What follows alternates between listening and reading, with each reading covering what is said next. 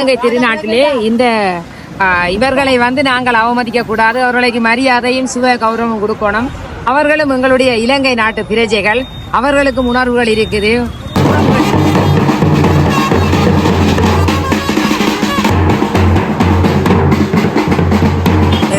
வடமாகாணத்தில் இருக்கிற ஒரு ஆக்கடை எதிர்பார்ப்பு என்னண்டா, வவுனியாவில் எல்ஜிபிடி கம்யூனிட்டி இல்லை. எங்களுக்கு இந்த சமூகத்தில் எங்களுக்கும் உரிமை உண்டுன்னு சொல்லி நாங்கள் எங்களுக்காக வாதாடுறோம்.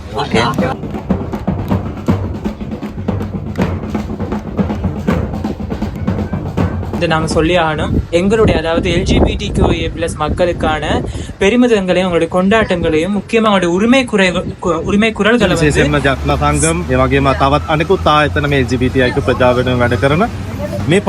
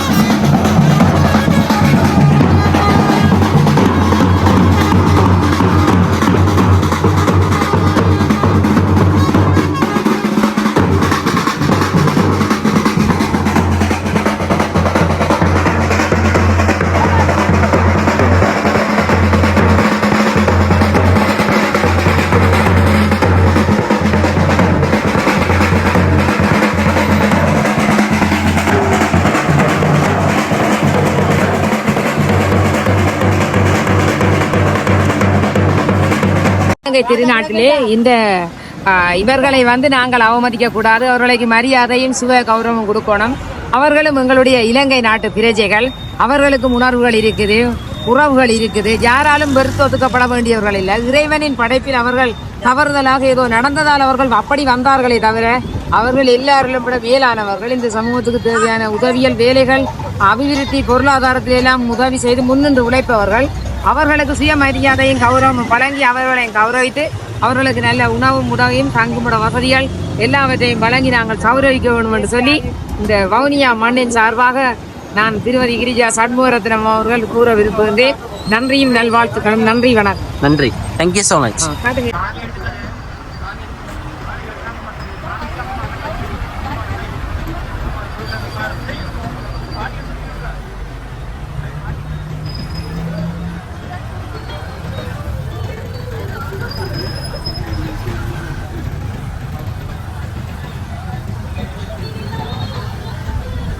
මම ආදිල් සුරාජ් අද වවුනියාව නගරේ මේ පාගමන අපි සූදානම් කරේ ලංකාවේ ජීවත් වෙන LGBTIQ ප්‍රජාව සහ ඔවුන්ට සහාය දක්වන ආයතන විශේෂයෙන්ම ජක්න සංගම් ඒ වගේම තවත් අනෙකුත් ආයතන මේ LGBTIQ ප්‍රජාව වෙනුවෙන් වැඩ කරන මේ පාගමන සංවිධානය කරේ විශේෂයෙන්ම අපේ ප්‍රජාවට සිද්ධ වෙන හිංසන පිළිබඳ සමාජය දැනුවත් කරන්න. මේ වගේ ප්‍රජාවක් සමාජයේ ඉන්නවා.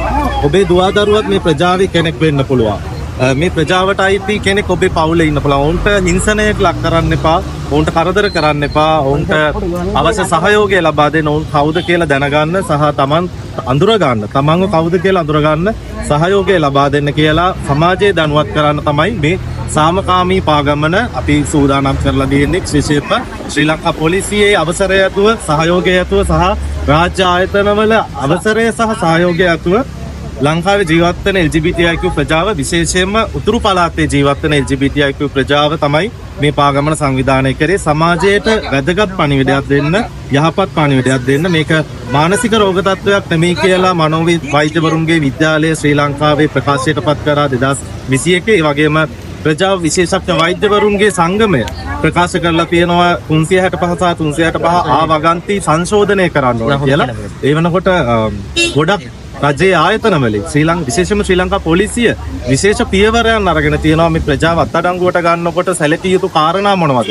හිංසනයන්ට ලක් නොවි කොහොමද උන්ට සලකන්නේ? පොලිසිය සේවාවන් ලබා දෙන්නේ, අනෙකුත් රාජ්‍ය ආයතනවල සේවාවන් ලබා දෙන්නේ කොහොමද කියලා මේ වෙද්දී රජය කටයුතු කරමින් සිටිනවා. ඉතින් මේ පාගමනේ මූලික අරමුණ වෙන්නේ විශේෂයෙන්ම සමාජය දැනුවත් කරන්න. මේ වගේ ප්‍රජාවක් ලංකාවේ ඉන්න, මේ ප්‍රජාවට අයිතිවාසිකම් අවශ්‍යයි. අඩුතරම ලංකාවේ ආණ්ඩුක්‍රම ව්‍යවස්ථාවේ සඳහන් වෙලා තියෙන මූලික අයිතිවාසිකම් ටික ආරක්ෂා කරලා දෙන්න කියලා තමයි මේ පාගමන කරහා අපි සමස්ත සමාජයෙන්ම ඉල්ලා සිටින්නේ. බොහොම ස්තුතියි.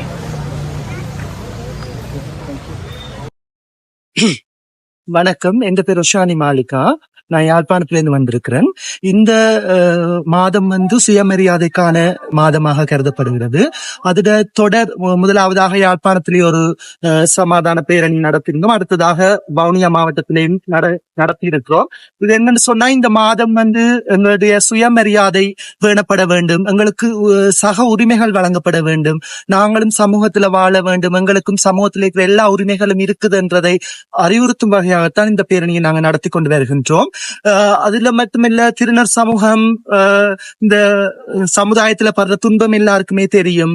நடமாட முடியாது, பேச்சு சுதந்திரம், மற்றது வீட்டுல வன்முறை, அதுல சமூகத்துல வன்முறை, அப்படியான பல சவால்களை எதிர்நோக்கி கொண்டிருக்கிற திருநர் சமூகம் இப்படியான ஒரு நடைபவனி செய்வதற்கான காரணம் என்னன்னு சொன்னா, நாங்களும் இந்த சமூகத்துல இருக்கிறோம், எங்களுக்கான அங்கீகாரமும் வேண்டும், நாங்களும் சமூகத்துல நல்ல பிரஜைகளாக மாறி சமூகத்துல முன்னேறி நல்ல ஒரு தலைவர்களாக உருவாக வேண்டும் என்ற கருத்துல, சமூகம் கொள்ள வேண்டும் என்ற கருத்தில் கொண்டுதான் நாங்கள் இந்த நடைபவனியை செய்து கொண்டு வரோம். இந்த நடைபவனியில நாங்க மகிழ்ச்சியா இருப்பதுக்கு காரணம் என்னன்னு சொன்னா, எங்களை வெளிப்படுத்த முடியாத தன்மைகள்ல பல திருநர் சமூகம் இக்கட்டான நிலைமையில இருக்குது.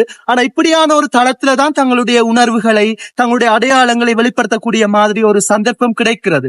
அதனாலதான் அவர்கள் மிகவும் சந்தோஷமாகவும் குதூகலிப்பாகவும் இந்த பயணத்தை நடத்தி கொண்டு இருக்கிறார்கள்.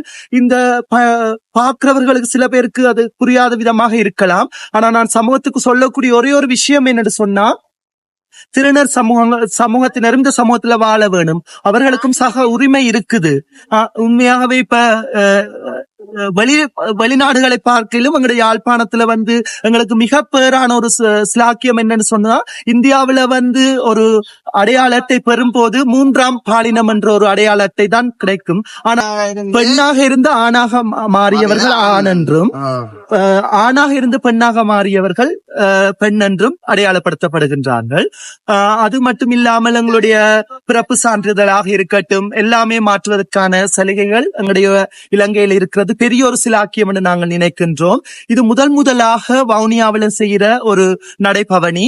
இது முதல் முறையாக நாங்கள் வவுனியாவில கால் பதித்து இருக்கின்றோம். இன்னும் எங்களுக்கு பல நன்மைகள் கிடைக்கும் இந்த வவுனியா மாவட்டத்திலிருந்து எதிர்பார்க்கின்றோம். வவுனியா சமுதாயத்தில் எங்களுக்கு பல சலுகைகள் கிடைக்கும் என்றையும் எதிர்பார்க்கின்றோம். ஓரளவு கணிசமாக இருந்தது. என்னன்னு சொன்னா எதிர்ப்புகள் அவ்வளவாக இருக்கவில்லை. மற்றது போலீஸ்காரங்களுக்கு உரிய பாதுகாப்பை வழங்கி இருந்தது மிக ஒரு வரவேற்கக்கூடிய விஷயம். என்னன்னு சொன்னா முதலா யாருக்குமே இப்படி வவுனியாவில திருநர் சமூகம் இருக்குதுன்றது தெரியாது. ஆனா முதலா நாங்க செய்த அந்த பவனிக்கு தங்களுடைய ஒத்துழைப்பை வழங்கியதுக்கு அவர்களுக்கு நன்றியை தெரிவித்துக் கொள்கின்றோம். மற்றது இப்ப நாங்க நடந்து இவ்வளவு தூரம் வந்த இடத்துல எங்களுக்கு எந்த ஒரு இதுவுமே கிடைக்கல. எல்லாருமே நார்மலா பார்த்து வீடியோ போனாங்க. ஆனா இனி என்ன கமெண்ட்ஸ் வருதுன்றது எங்களுக்கு தெரியாது. ஆனால் நாங்கள் வெற்றிகரமாக இந்த நடைபயணத்தை முடித்திருக்கிறோம் என்றது எங்களுக்கு சந்தோஷமான விஷயம். சரி, நன்றி அக்கா.